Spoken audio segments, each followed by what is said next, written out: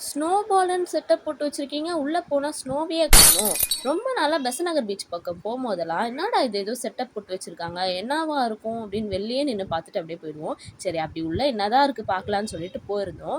பார்த்தா theme park setup பண்ணி வச்சிருக்காங்கங்க உள்ள. நம்ம தீம் பார்க்லாம் போற ஒரு சில ரைட்ஸ் எல்லாமே இதுல இருந்துச்சு.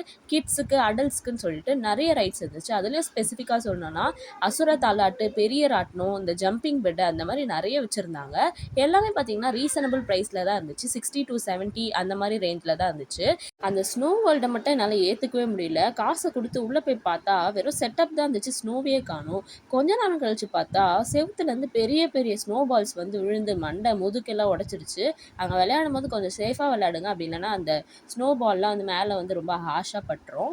நெக்ஸ்ட் அங்க வேற என்னென்னலாம் இருந்துச்சுன்னா, dress shop, tattoo shop, Turkish ice cream அந்த மாரி நெறைய இருந்துச்சு. என்ன மாரியே வெளில நின்னு யாராவது பார்த்துட்டு இருந்தீங்கன்னா, உள்ள போய் ட்ரை பண்ணுங்க வொர்த்து.